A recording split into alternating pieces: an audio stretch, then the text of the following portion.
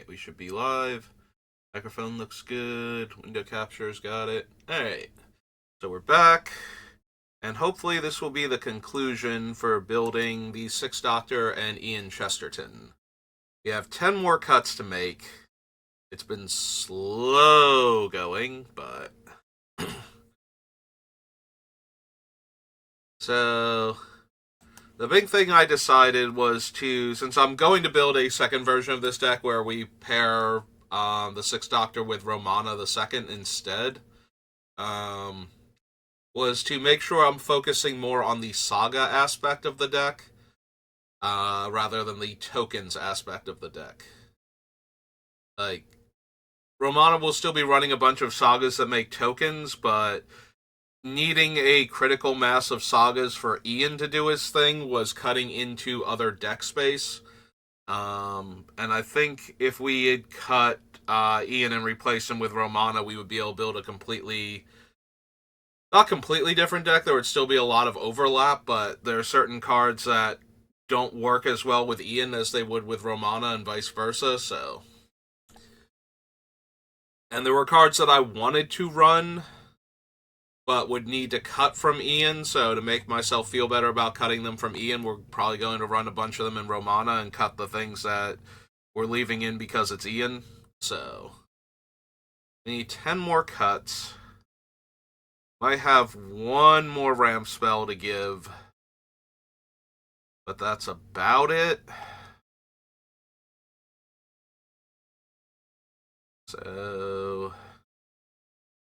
And then we will figure out the lands, because we actually need to adjust the mana base. We're going to need to go back and look for some things, because we need to find a handful of legendary non-basic lands that produce our colors, so that way we can combine them with Yoreth from Forgotten Realms. Not Forgotten Realms, Tales of Middle-earth. Because if we cast her and make a copy of her and we have a legendary land out, we have infinite mana of that color that that land produces. So I don't think we're going to run like Tolaria, and we can't run Caracas, but we do have enough 1/1s that Pendlehaven might be viable.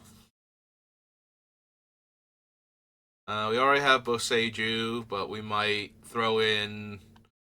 Yeah, we'll see which non-basic lands I want to run, because ideally it will be the ones that come into play untapped because they're legendary, and that's their drawback, instead of coming into play tapped. And then we will use those in order to fix our mana, or to have colored mana, rather, so that way the... yeah. That way we make infinite mana with Yoreth. But we need to make 10 more cuts. I'm scrolling through this too fast. Alright, let's start at the beginning. So we have Mana Vault, Soul Ring, Swords to Plowshares, Mana Drain, Nature's Lore, Enlightened Tutor, Carpet of Flowers, Grim Monolith. Oh god, we make so much mana with Sarah Sanctum. Grim Monolith. Maybe it's worth it to put Cradle in at that point, because we do have a lot of token creatures in the deck. Grim Monolith, Replenish. Like, if we could, I think we would run all three of them. Since we have the 3 ones that actually scale based on the amount of a card type we have in play. So, Grim Monolith, Replenish, Aura Shards, Ferrari's Wake, Enchantress's Presence, Gilded Lotus, Crucible of Worlds, Sensei's Top, Jisei, Doubling Season, Farseek, Hour of Reckoning. Probably ditch a lot of the bounce lands since we cut Azusa and Airy, I think it was. Clock Spinning, Pact of Negation, Idyllic Tutor, Path to Exile,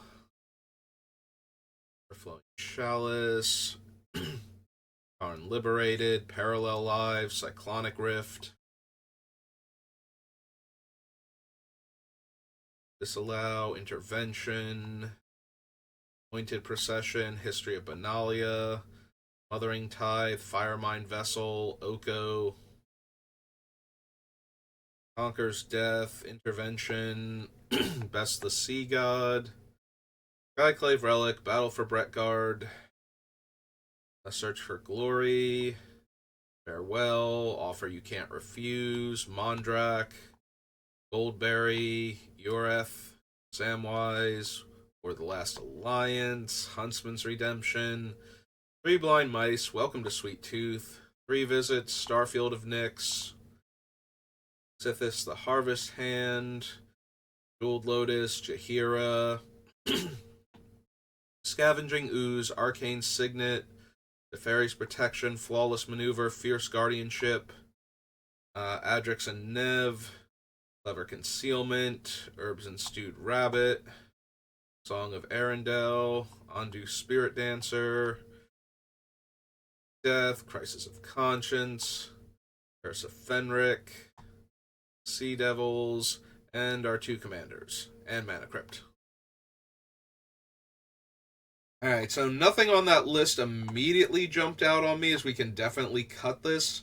One of the few things that I am seriously considering, though, is maybe Disallow.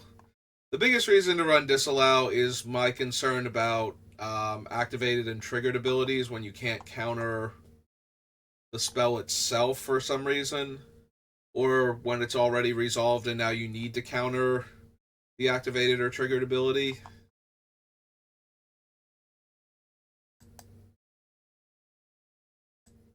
Yeah, I think we can cut Disallow.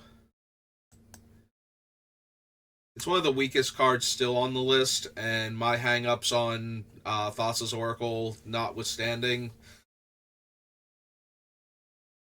probably don't need it. This is definitely a Smothering Tithe deck. Like, it cares about the tokens, it desperately wants the mana, so...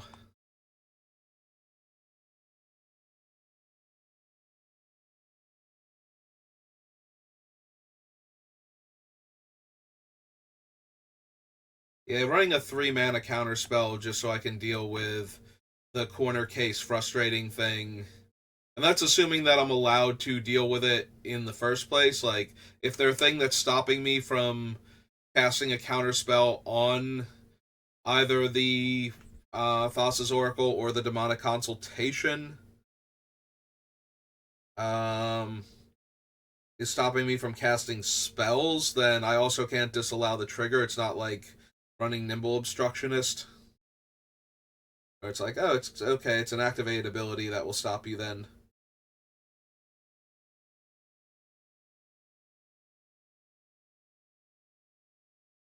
Anyway, yeah, we cut the disallow.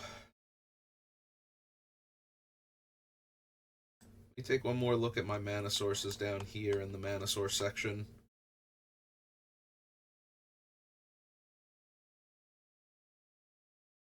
All my sagas. All my card draw.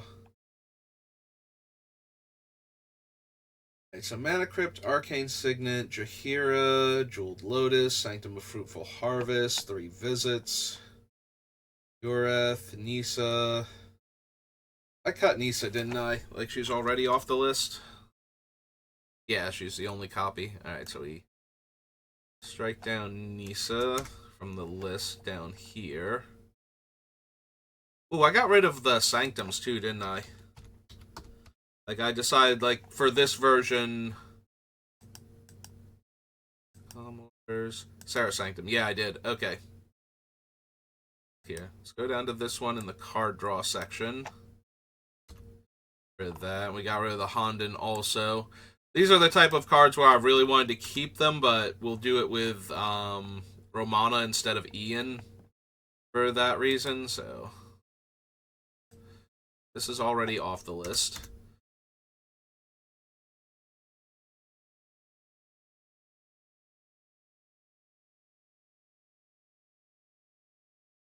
Also, I believe Sad Robot is off the list too, isn't he? Yep. Since he only gets a second land when the Doctor's already in play, decided to cut him because he's the most expensive single mana ramp card in our deck.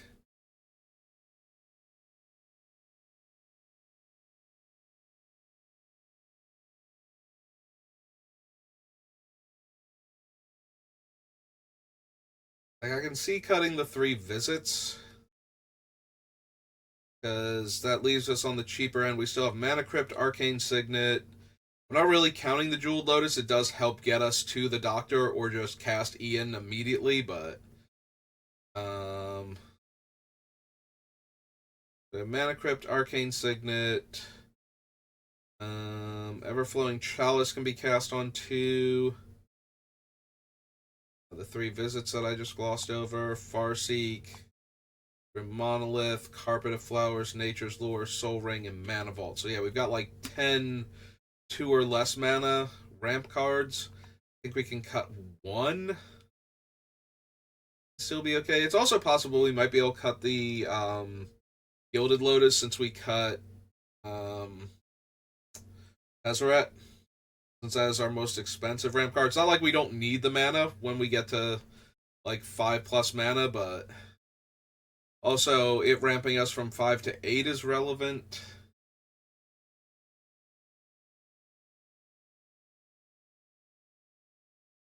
But it is also the most expensive ramp card in the deck.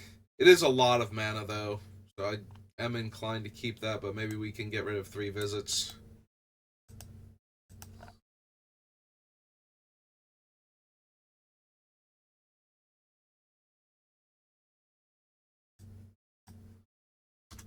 So if we do that,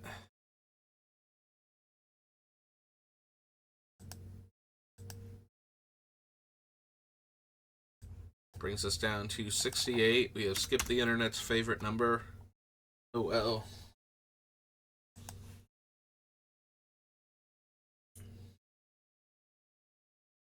I think that's it for mana acceleration, though, that we can cut.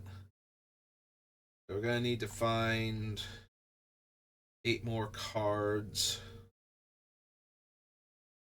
What does my card draw look like right now? My actual... Just draw me some extra cards. 1, 2, 3, 4, 5. Yeah, we can't really afford to cut anything else. Maybe even cut a little too much, but...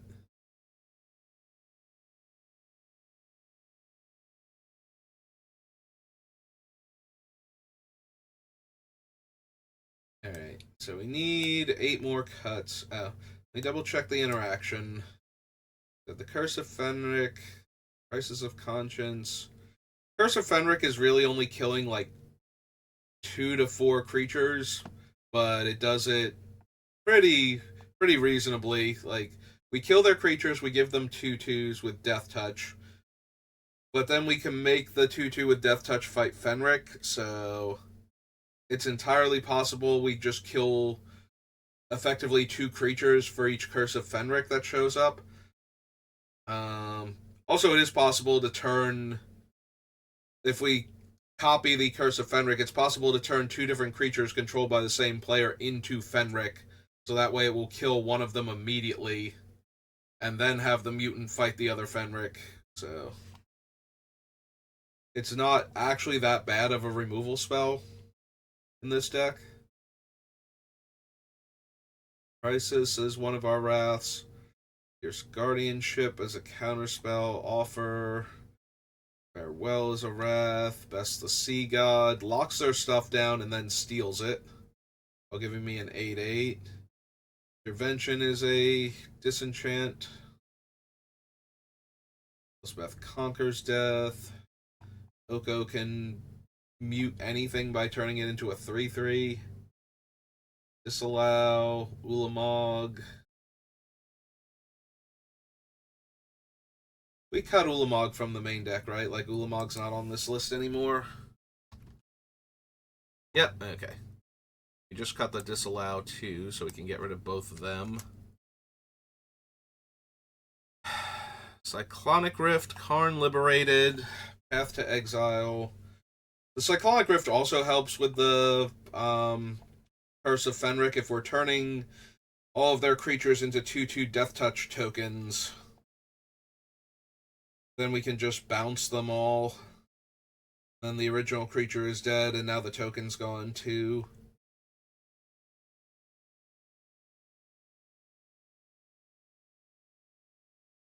Swords to Plowshares, Mana Drain, Power Shards, Power of Reckoning, Pact of Negation.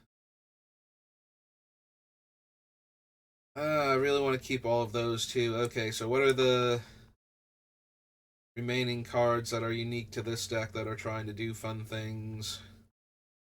Replenish to get all of my stuff back. Mirari's Wake, which we should shift to Mana Reflection. So, real quick, let's go to Shadowmoor.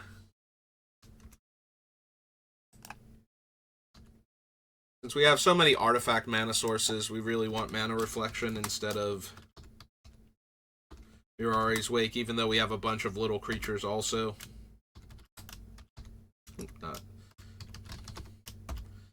Okay, so put that in, clear that out. We have enough uses for the mana that we definitely do want Mana Reflection. We want one of the mana doublers at least. And I think that's slightly better than Nyxbloom Ancient. It's not vulnerable to creature removal. Okay. Evasion. Power Shards. Enchantress's Presence is one of my last few card draw spells. Gilded Lotus. Crucible. Top. Isay.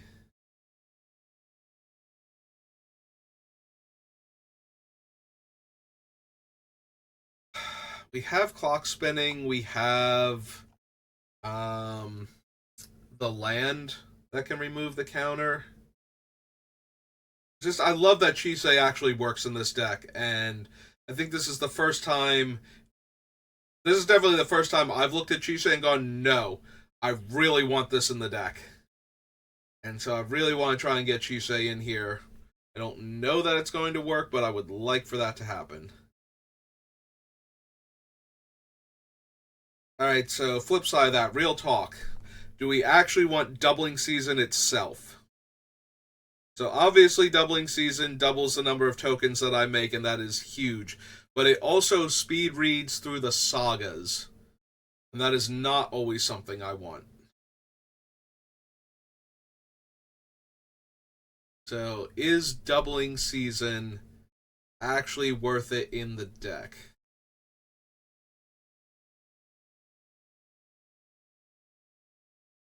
Like Doubling Season specifically. Obviously, we're going to run all of the ones that make copies of my tokens that don't manipulate the sagas in a way that I'm not entirely comfortable with. But Doubling Season itself, the main one, do we get rid of that? The answer is I don't actually know. But I think it's actually a possibility. Like, we don't want the sagas to go so fast that we can't maintain certain ones to keep generating value from them until we can start making copies of them.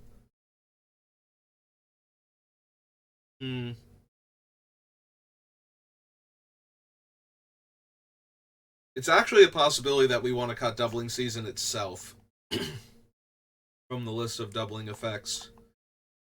Clock Spinning I do want because I want to be able to add or remove the counters as necessary. In fact, Clock Spinning is probably one of the best ones because it can add the counter or remove it, so if we want 3 Blind Mice to get to Chapter 2 faster, it lets us do that, but if we want to repeat the chapters to stop a saga from going away until we can buy it back later and keep getting the effect over and over again, we can do that also for 4 mana. The Clock Spinning is very versatile in the deck. A Pact of Negation, Idyllic Tutor, Mana Reflection, Path to Exile is removal. Chalice ramp, Karn is removal, Parallel Lives is one of our doubling things. Intervention, Anointed Procession, History of Benalia, Smothering Tithe, Firemine Vessel. Oko's got that whole making food thing going for him too. If I cut Samwise, I'm going to be a little disappointed about that. I'm more running Samwise because I'm not cutting any more of the sagas, and we have 2 sagas that make food, and he can buy back sagas, so that seems like yeah, we should do that.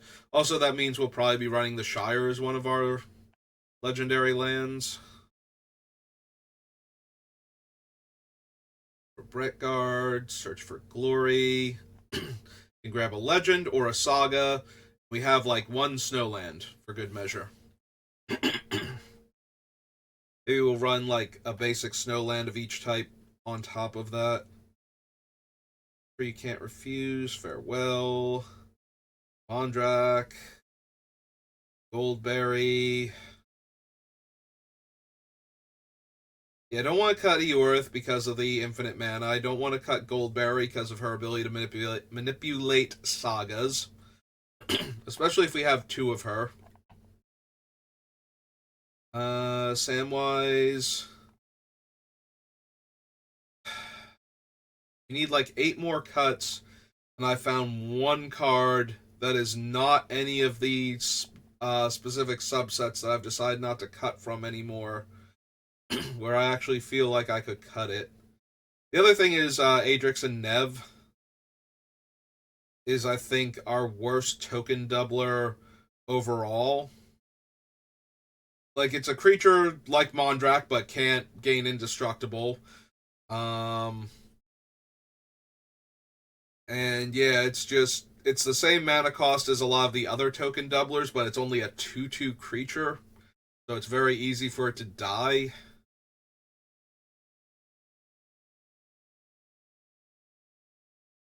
Definitely want to keep the Spirit Dancer. I can see it being Adrix and Nev. I can also see cutting the doubling season.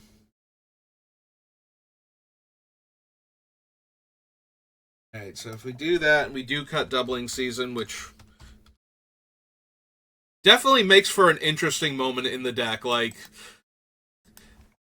from where I start off, the idea of cutting doubling season sounds insane, and even now it's like a little questionable, but I think with all of the other token doublers, like, the only thing doubling season is actually doing for us is letting Karn and Oko have a lot more loyalty to start off with. And I don't think that's even necessary because both of them have very strong upticks. So, and Oko doesn't even really need his downtick. Although we can do that with him. So, 66. So we need 6 more cuts still. Alright. Something's got to give.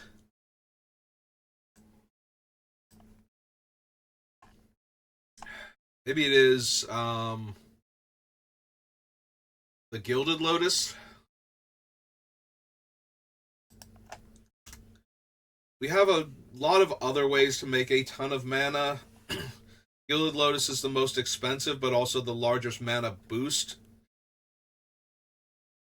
of these. Normally, like, obviously Everflowing Chalice is open-ended, but we need so much mana to do that.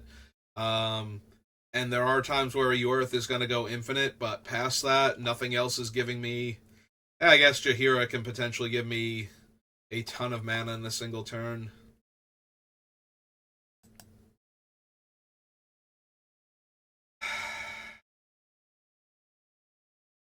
I do need cuts. I have cheaper acceleration. Alright, let's do Gilded Lotus.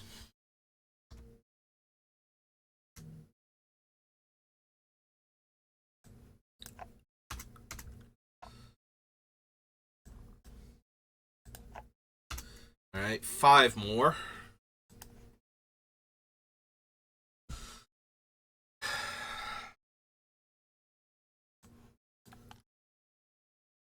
Is there another piece of interaction I feel like I could cut and not, like, completely ruin my deck?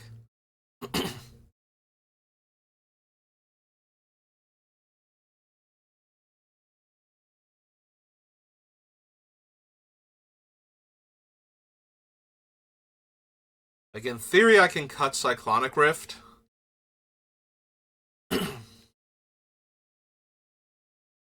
It is very strong, and it can just let me win the game by bouncing all of my opponent's blockers when I have armies of 1/1s that are getting buffed by the various sagas.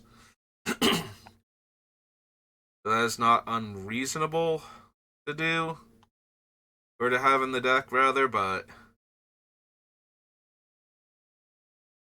it's also more of a tempo play most of the time when it's not specifically that.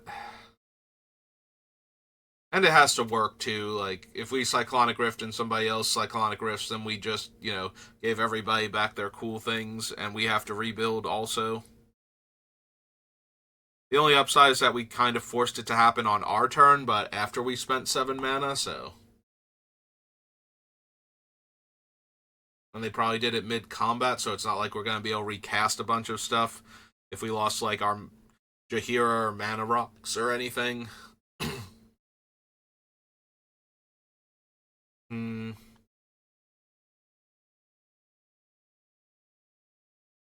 The other option is to cut something like Hour of Reckoning, and then we only have Farewell and Crisis of Conscience.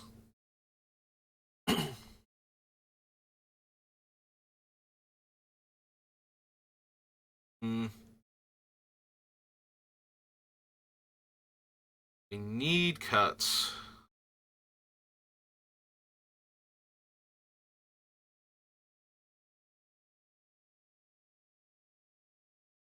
Already cut so much, though, from these sections. Like, maybe I can afford to cut the Convoke Wrath, but doesn't kill my tokens.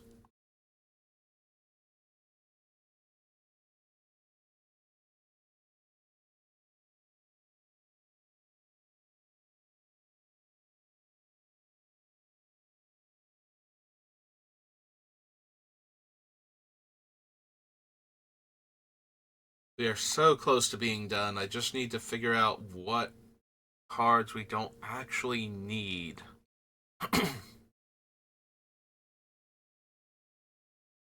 Arn, Parallel Lives, Clonic Rift, Heroic Intervention, Anointed Procession, History of Benalia. Excuse me.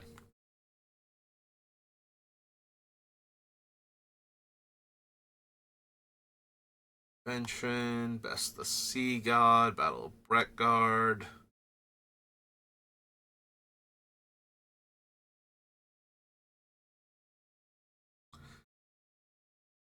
Hmm.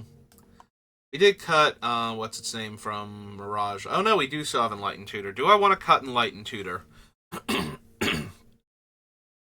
um, so the other two, one of them gets me my enchantment directly to hand. So it can go get, like, any of the remaining Doubling Season enchantments or any of the sagas. The other one can get me any saga or any of my legendary creatures. Which just leaves this one being able to get an artifact or enchantment to the top of my deck when I don't have an absolute ton of card draw. And I'm looking for cuts. I think I would rather have the other two tutors. Alright, 4 more.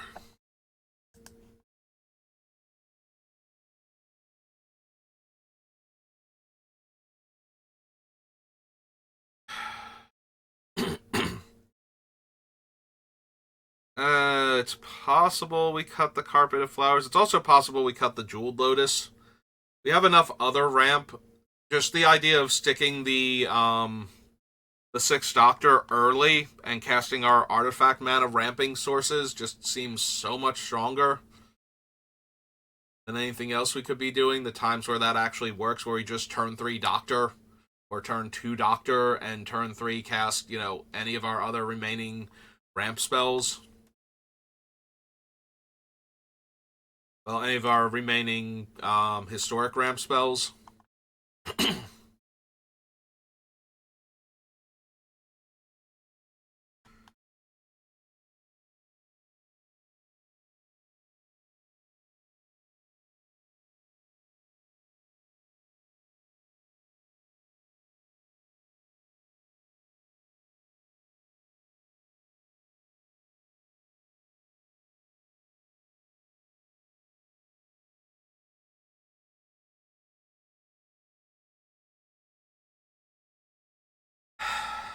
I keep coming back to some of the sagas that I was thinking about cutting for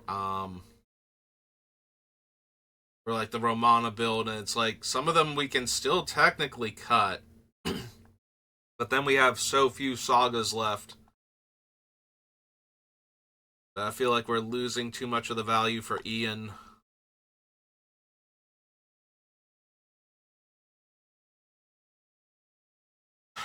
Is it Ondu Spirit Dancer?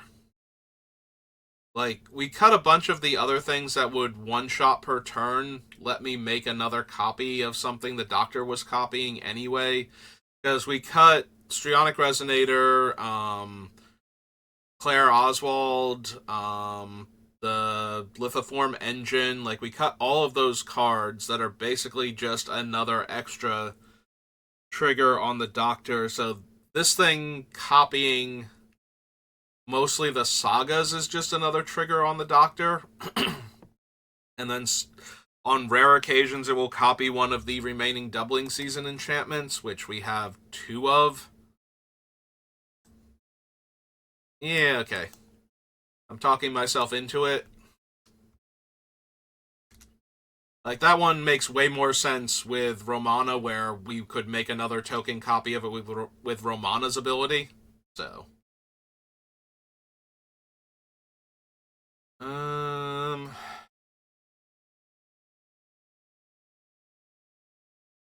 Do we cut the Wrath? Hour of Reckoning.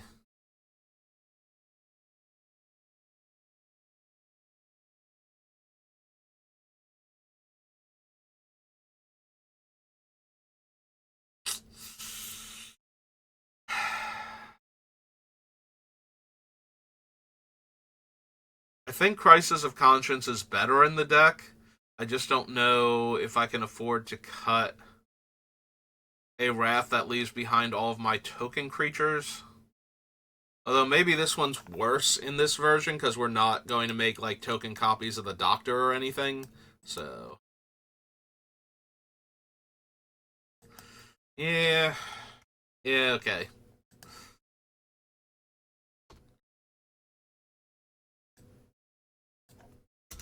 That still leaves 2.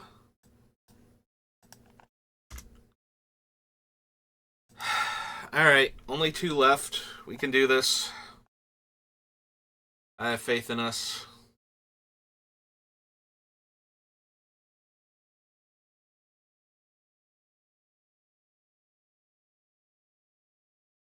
Punish is still my main way to get things back. We've cut basically all of the others. Crucible lets us keep hitting our land drops every turn, which the deck is very mana hungry, so definitely cannot afford pass on that. At least the way I'm building the deck, it does. We didn't have so many fetch lands. But I am running Top because Top actually works as a card draw spell in this deck. If we cast Top as the first artifact in the turn, we get a second Top. And then when we top swap with the fake Top, we get to draw that card and not put another card on top. So there's a part of me that just wants to cut History of Benalia at this point. And I'm really, really close to doing that. Like, History of Benalia and the Sea Devils are just the worst sagas left in the deck. What are the rest of my sagas? Like, when I cut those, how many do I have left? We have 1, 2, 3, 4, 5, 6, 7, 8, 9, 10, 11. 10% of the deck roughly is sagas at that point, as opposed to the 13 I currently have.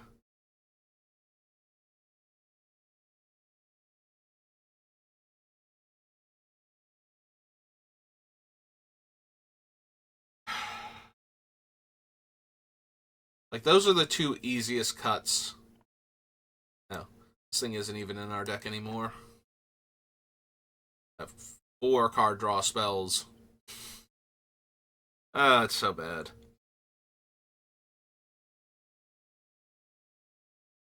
Blind Mice, welcome to Sweet Tooth.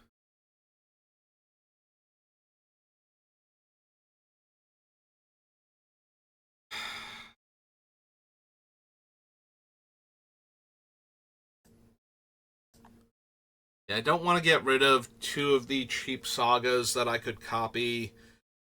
Even if they're on the lower impact side, they still work very well with the deck. And they also make multiple tokens, which can then interact with the doubling season enchantments.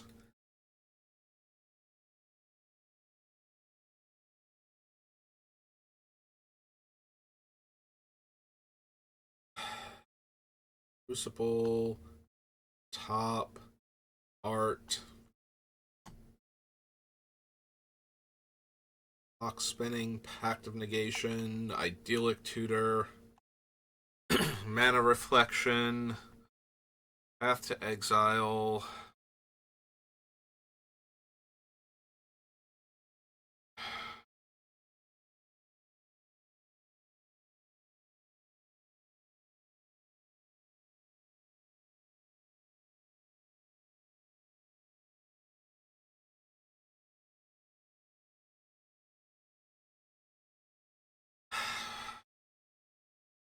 Hmm.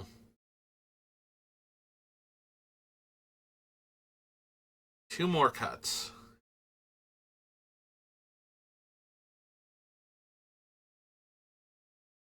Firemind Vessel. Oko. Conquers Death.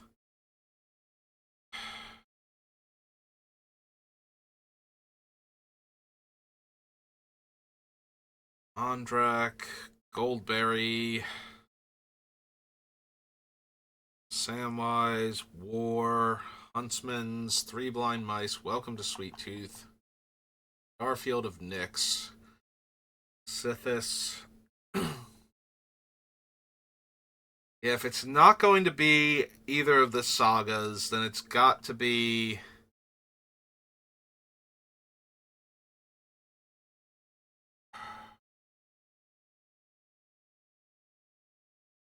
Feels bad not to run some level of Graveyard Hate.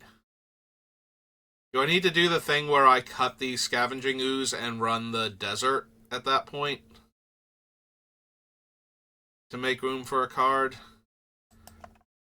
What is the one Desert? Like Scavenger Grounds or something?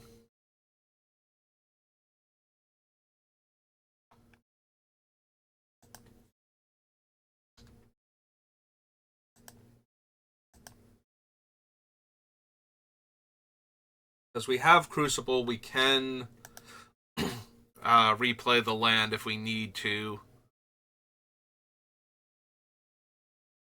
It's not as good as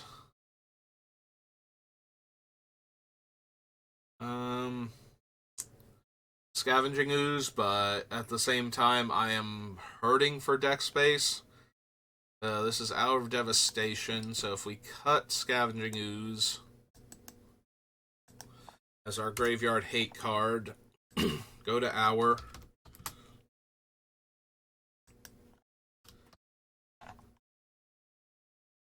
Scavenger Grounds.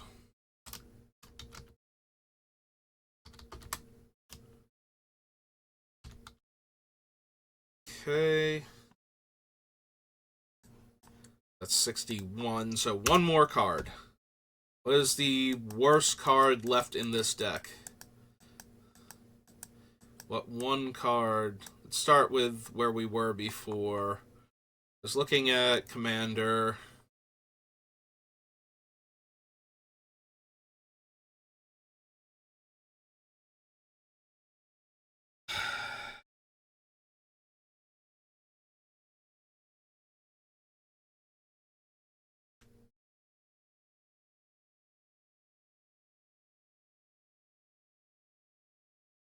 Hmm.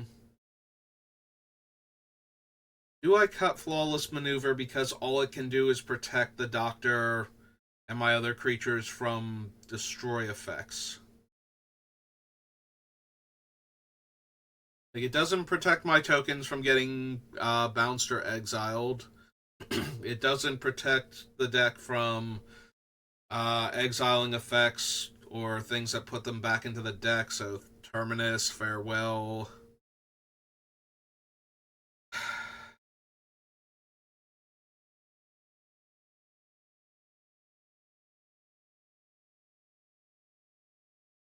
It's close.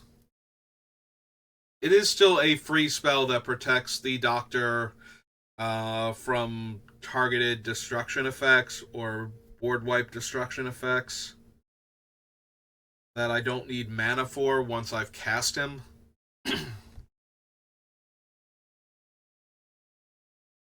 Making sure the Doctor lives to my next main phase so I can cast a spell and copy it. Seems a bit too good. Just let him go.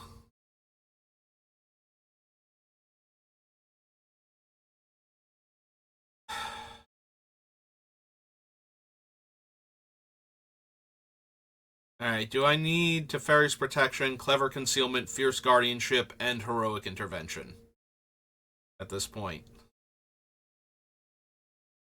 Feel like the answer is no. Oh, is it Clever Concealment then? Like, Clever Concealment can protect the sagas from getting blown up and protects the tokens, which is the main reason to run. It's also the reason why we're running Teferi's Protection.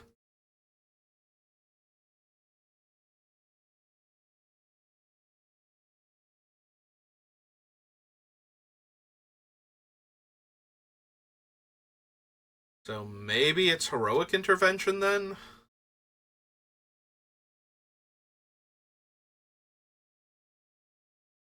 It might actually be Heroic Intervention with all of the other ways to protect our stuff we have.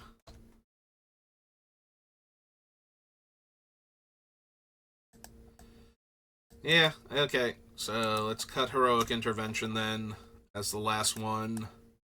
Alright. Time to do the lands.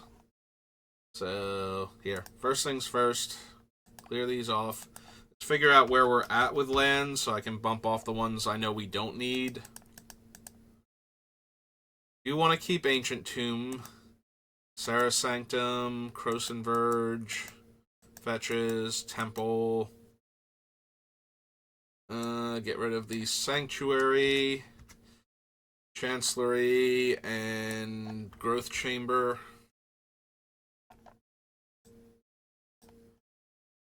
So we got rid of the things that care about them.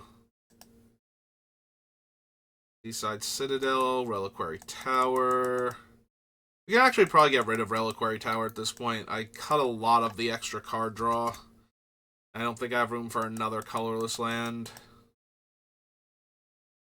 Canopy Vista, Prairie Stream, Irrigated Farmland, Scattered Groves, Scavenging Ground, Rimewood Falls, Boseiju, Spara's Headquarters, Hall of Heliod's Generosity, Command Tower, Nesting Grounds. We do not have a ton of room for non-basics in this deck. Like, we're already at 30 out of 40. That leaves me with 10 basic lands. I'm not sure I'm okay with that. And I need to add in a couple of legendary lands also.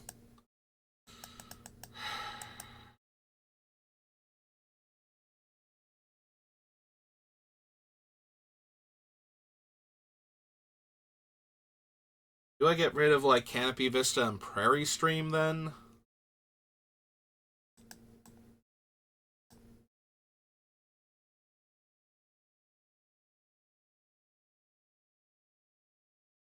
Possibly. Because these are the ones that I have to have two other cards with basic land types in order for them to come into play untapped. The Farmland and the Scattered Groves are the cycling ones. Which ones Do I want the ones that occasionally come in untapped? Or do I want the ones that I can cycle if I don't need a land? But are always coming into play tapped. What are my other options?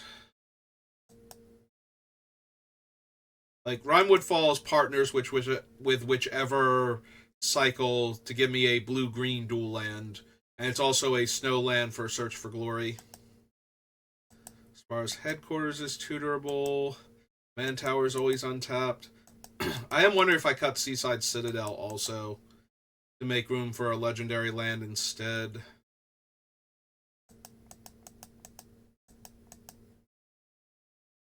Garden, Breeding Pool, Hallowed Fountain. Yeah, I think I can talk myself into losing the Seaside Citadel. It's not fetchable, and it doesn't ever come into play untapped, so I think that's fine.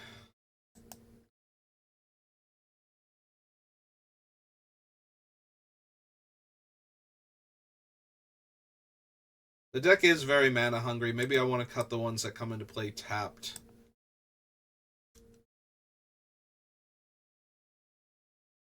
And have cycling then. So that's 27. Alright. Figure out the legendary lands then, so get rid of that. Where's the super type? Is it just under types if I type in legendary?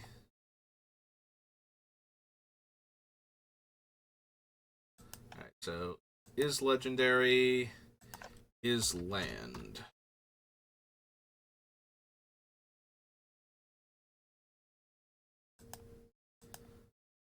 Alright, let's see what my legendary land options are.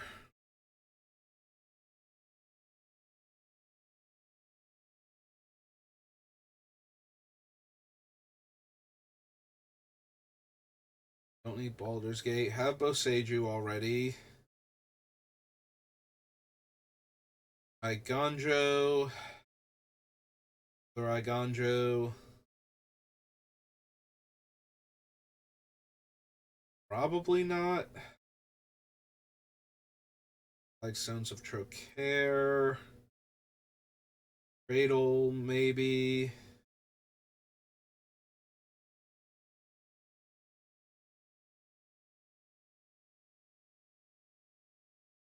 Don't need the Council Chamber. Don't need Gaia Reach. The Hall of the Bandit Lord, no. Hammerheim, no. Ventur's Fair. Lamok.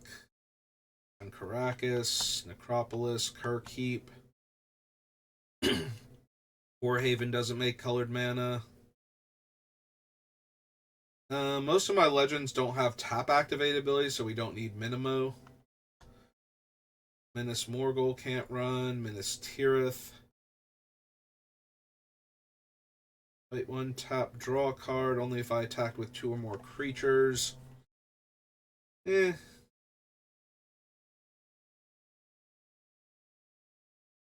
Nykthos. Nykthos does have the potential to get very out of hand, but I already need to be getting close to out of hand for that to be true. So what happens is if I'm already copying the sagas and I have enough of them in play, that will change my devotion number, because copies of permanents with mana costs have mana costs where normal tokens don't.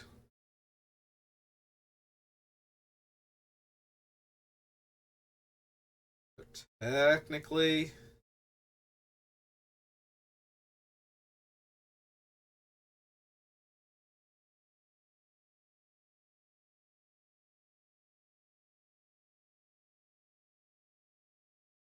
Okina is funny because it combos with Yoreth to just give infinite power.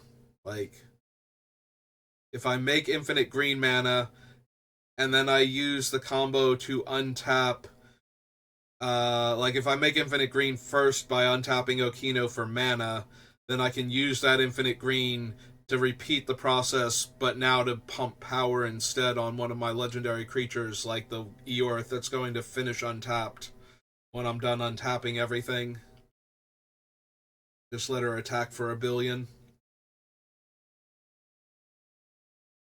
But War is not terrible.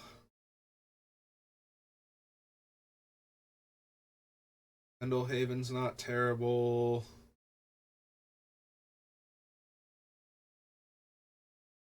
Rivendell's fine. Sarah's Sanctum's already in the list. Go to Teferi's Isle. I forgot the Grey Havens is legendary.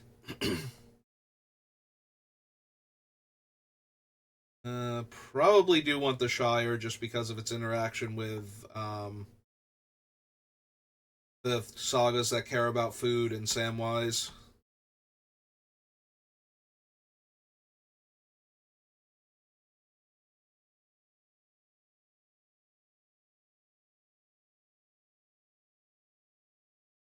Move 12 Tithe counters.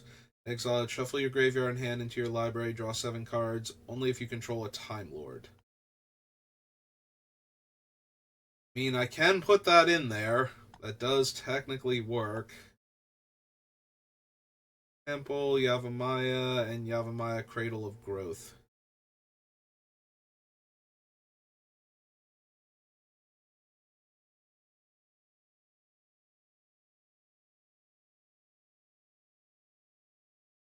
Most of the ones I want to add in are green, but I think I would benefit more from infinite white mana than anything else.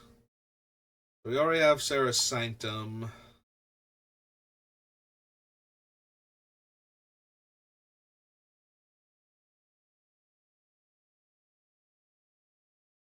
Yeah, all the best ones to put in are green.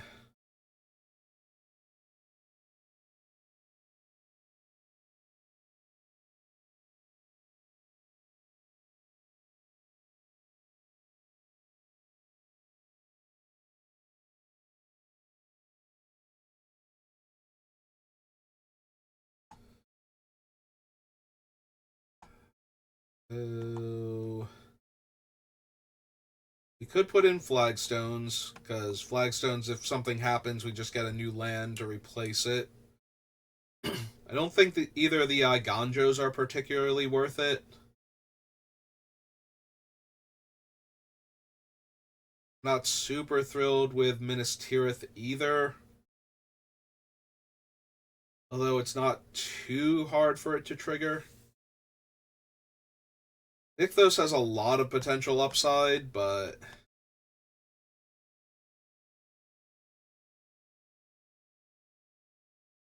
that is just an insane amount of mana from it.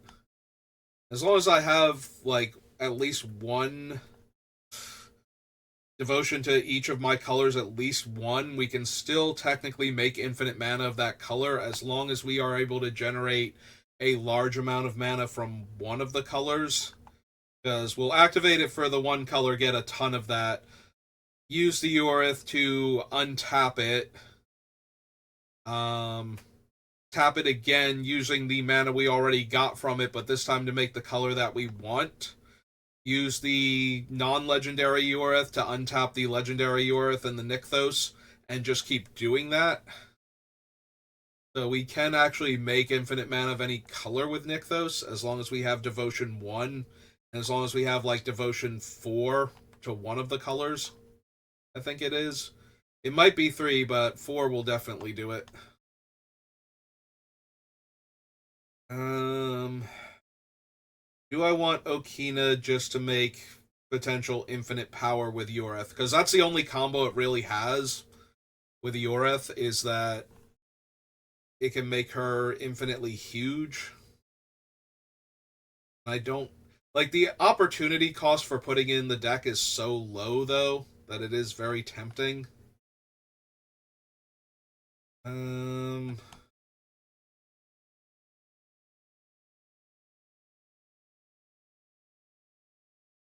a little hesitant to put Cradle in because we don't have a lot of cheap creatures. We have sagas that make creatures.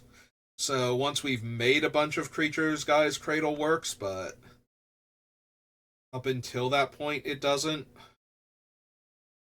It's kind of in the same boat as Nykthos, except that Nykthos has more potential upside.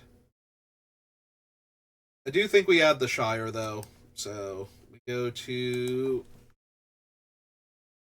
Lord of the Rings.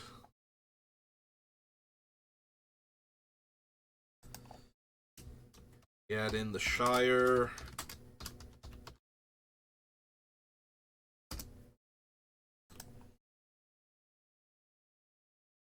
I think that's fine.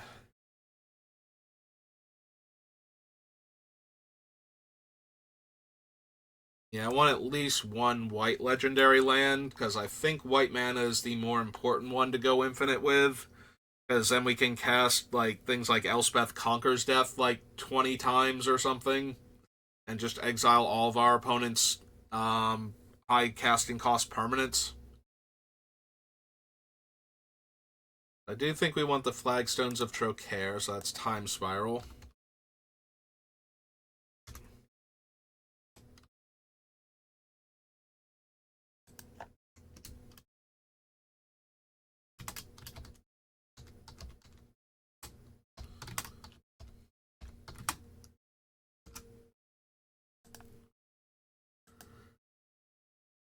Alright.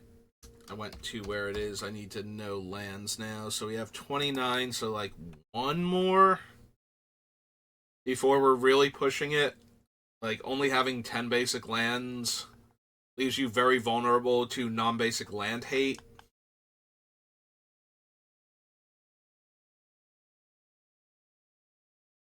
We can run Minas Tirith. It's not the worst. We already have Sarah's Sanctum, which is going to generate millions of mana. The other option is to run Nykthos.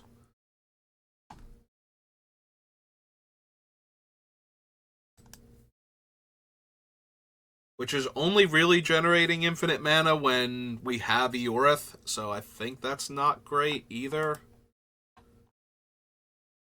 Then again, I'm picking these lands because of their interaction with Eorith, but we're running a colorless land with the idea that if we get Eorith going, we'll have infinite mana of whatever colors we need.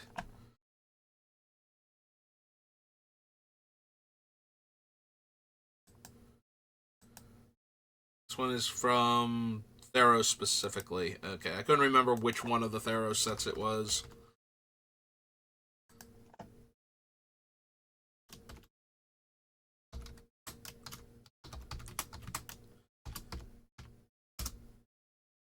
Yeah, I think it's better to run it than to not run it.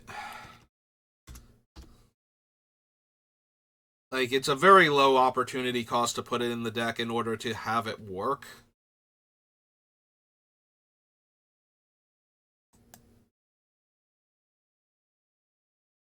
I think out of the various colors, blue is the one we least need. I don't really have room for another non-basic land, so the Nykthos can generate infinite blue if we have the two Eoriths out already, and like I said, I think we need 3. We definitely should be able to do it with 4 pips of any one color, so yeah, I think that's going to do it. So we want... We have room for 10 lands. I'm thinking mostly white and green out of the lands with just a little bit of blue. So we're going to run that few blue. I wonder if they should be snow covered just for the Search for Glory, so that we have one more way to tutor for them. At least one of them should be. So we definitely want at least one each of the snow-covered lands for Search for Glory. So plains,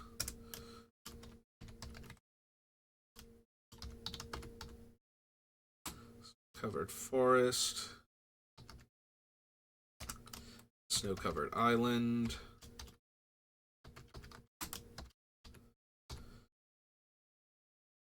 Do we want them all to be snow-covered?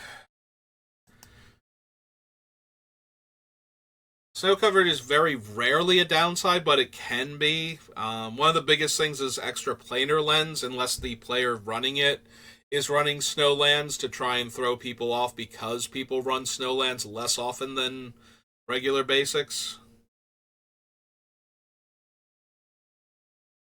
I suppose it's not actually hurting anything. So if we have room for 10, I think it's 2 islands. Which means it's either 4 and 4. I think I have more non-basic green sources, though, is the issue. So let's see. 1 white.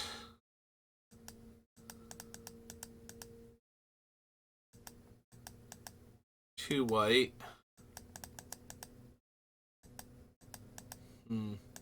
Maybe because I added in the white sources, now I have more white. Boseiju is green. Shire is green, so it's an even split. It's just an even split.